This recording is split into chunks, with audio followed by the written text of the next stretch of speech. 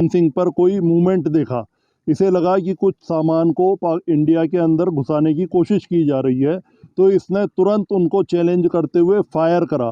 15 round इसने fire करे अपने जो मैगज़ीन में थे, और जो ही इसने फायर करा पाकिस्तान की तरफ से भी, मतलब अक्रॉस द फेंस इसके ऊपर भी फायर आया, जिसमें से 2 गोली इसके हाथ में और एक इसके सिर में लगी। पर इसने लगातार फायरिंग को जारी रखा।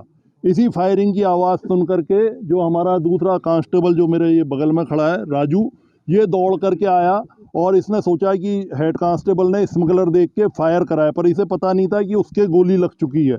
और इसने जो ही इसने पहुंचा और देखा कि उस उस्ताद तो नीचे गिरे हुए हैं और फिर भी फायर कर रहे हैं, तो इसने भी पोजीशन ली और स्मगलर्स को एंगेज करा।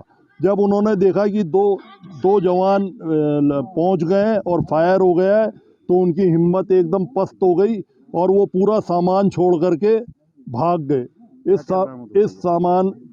जब यहाँ पे सर्च करी गई तो 47 पैकेट हेरोइन, तो तकरीबन 47 केजी हेरोइन, 7 पैकेट अफीम है, 2 पिस्टल हैं जिसमें से एक इटालियन मेड है, एक चाइनीज़ मेड है। एक पिस्टल के साथ 42 राउंड है, एक के साथ 12 राउंड है। 74 राउंड गिरे हुए AK-47 के सर्च के समय हेड ऑफ फेंस मिले। और मैं बताना चाहूँगा कि यहाँ से 200 मीटर आगे IB है और उसके आगे रावी नदी शुरू हो जाती है। तो रात के समय ही रावी नदी में नाव से ऐसा लगता है 5 से 7 जवान जो स्मगलर्स थे, उन्होंने ये बॉर्डर क्रॉस करी और हैवीली आर्म्ड थे, और ऐसा लगता है कि बिना किसी और जो पाकिस्तान के जो भी हैं उनके सपोर्ट के बिना ये कार्रवाई नहीं करी जा सकती।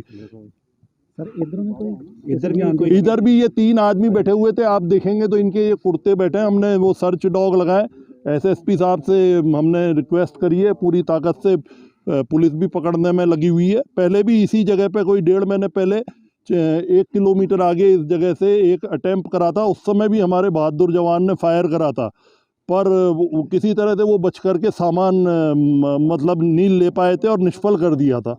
पर इस बार मुझे लगता है सेम ग्रुप ने दोबारा अटेम्प्ट करा और हमारे बहादुर जवान ने उनका निष्फल कर दिया, और सारा सामान जो कुछ अनुमान लगा कितने लोग होंगे उधर भी इधर भी?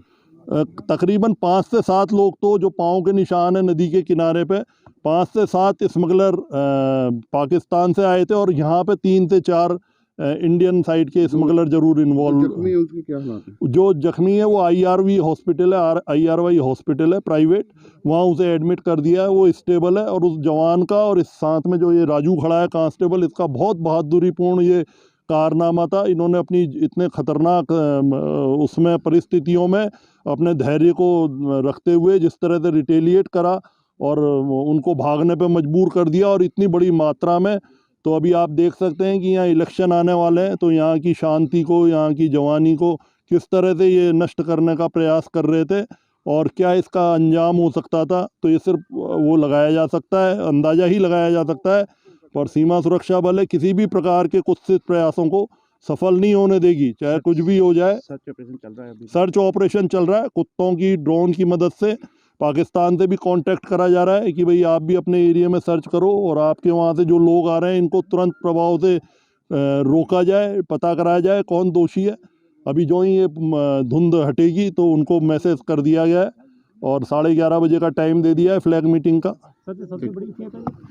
हाँ, ये बहुत बड़ी खेप है, बहुत अभी रिसेंट समय की बहुत बड़ी खेप है। 47 केजी हेरोइन, 6 इसमें पैकेट अफीम के, तो बहुत बड़ी है, बहुत बड़ी है। आप समझ सकते हैं ये मतलब कोई 300 करोड़ की तकरीबन खेप होगी, प्लस हथियार हैं, तो ये क्या। और इतना एमिनेशन मिलना, 74 राउंड AK-47 के, 44 राउंड पिस्टल के, 12 राउंड चाइनीज़ मेड पिस्टल के, तो ये सब दर्शाता है कि बहुत ज़बरदस्त उनकी साजिश थी और काफ़ी समय से वो प्रयास कर रहे थे। पर ये धुंध का मौसम अभी शुरू हुआ, आज पहला ही दिन था जब इतनी धुंध पड़ी है, नहीं तो इतने दिनों से और मौसम ठीक चल रहा था। भारतीय जवानों ने जो फायरिंग की वो पाकिस्तान तस्करों को भी लगी गोली का? पाकिस्तानी तस्करों को ऐसा नहीं लगता वो बच गए, क्योंकि आप देख सकते हैं कि नीचे ज़मीन है, वो मतलब नीचे क्रॉलिंग करते हुए थे, तो मुझे नहीं लगता शायद उनको लगी है, क्योंकि यदि लगी होती तो खून गिरा हुआ मिलता या वो कोई उनकी बॉडी मिलती। कांस्टेबल राजू विश्वास। राजू जी, क्या उस समय माहौल था जब आपको पता चला और किस तरीके से आपने मुकाबला किया सर? माहौल ऐसा था, हम लोग शुरू से घूम रहा था, धुंध बहुत था, तो जस्ट मेजर से एक बार मिला था, तो मेजर इस तरफ अब डाइने तरफ चला गया, मैं बाएं तरफ चला गया देखने के लिए। तो अचानक मेरे को फायर का आवाज़ आया, तो मैं भागते हुए आया, तो फायरिंग चल रहा है, तो मैं दौड़ के जाके गया, तो देखा मेजर लेटा हुआ है और चिल्ला रहा है, जो गोली लग गया। तो मैं जाके मेजर को पकड़ा और कवरिंग फायर दिया, तो इस हालत में फायरर भाग गया और पीछे के साइड से फायर करना शुरू कर दिया था। फिर हमने जब कवर दिया तो चला गया। कैसे महसूस करते हैं ऐसी घटना को जब आपने फायरिंग की और उनको भागना पड़ा पीछे? सर गोली तो सामने से देखो तो पता लगेगा सर। ਡੀਏਜੀ ਸਾਹਿਬ ਨੇ ਤੁਹਾਨੂੰ ਸਾਰੀ ਡਿਟੇਲ 'ਚ ਦੱਸਿਆ ਕਿ ਕਿਵੇਂ ਆਪਰੇਸ਼ਨ ਹੋਇਆ, ਕਿਵੇਂ ਸਾਰਾ ਇਨਸੀਡੈਂਟ ਹੋਇਆ ਮਾਰਨਿੰਗ 'ਚ 5:15 ਵਜੇ ਦਾ।